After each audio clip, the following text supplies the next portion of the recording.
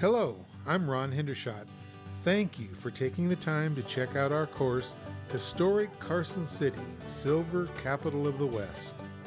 Named after Kit Carson, officially the Consolidated Municipality of Carson City, this town was one of the more important settlements playing a role in the growth of the western states. Nevada became part of the Utah Territory in 1850, its own territory in 1861, and our 31st state in 1864, with Carson City as its capital.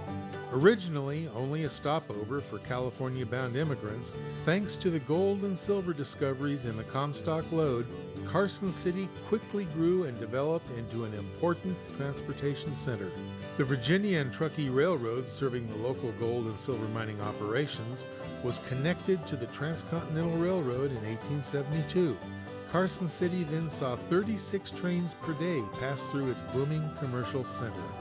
Carson City today is geographically one of the largest state capitals in the United States, spanning 146 square miles. Interestingly, it's also among the 10 lowest in population. Our course will introduce you to this garden and social resort of the Comstock, an oasis of civilization in the desert. I didn't write that, but it does sound intriguing, doesn't it? We'll explore a 10-acre plaza at the city center, site of the Nevada State Capitol Building, Nevada State Museum, Supreme Court, and site of the historic United States Mint. Our tour will continue to the Nevada State Railroad Museum and Stewart Indian School. If you like trains, the Nevada Railroad Museum with its amazing collection of steam engines is a must. You might even choose to ride the recently reopened Virginia City and Truckee Railroad. Don't forget to check out their special trips such as the Polar Express Run, especially for children, offered during November and December each year. To introduce some little-known and somewhat controversial history, we've included a visit to the Stewart Indian School. This school, named after Nevada's first United States Senator, William Morris Stewart, opened in 1980 with 37 students. Children from many tribes of the West were forced to attend the school until high school age. The goal of the Stewart Indian School was simple: remove Native Americans at a young age from their culture and assimilate them into the American society. Policies such as removing all tribal items from students, prohibition from speaking native languages or practicing native cultures, was thought to be a solution to the problem on some Indian reservations throughout the United States.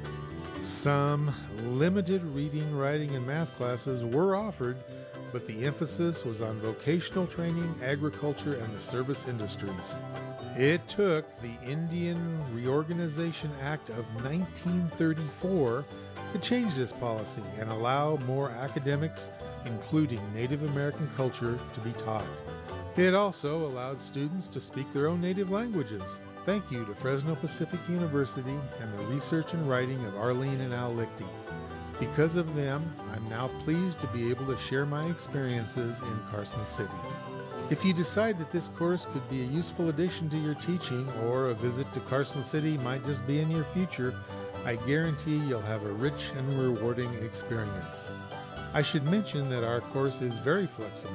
We want to be able to structure it to meet your individual teaching or personal needs. Please feel free to call me anytime to discuss options. Thanks again for visiting this course description.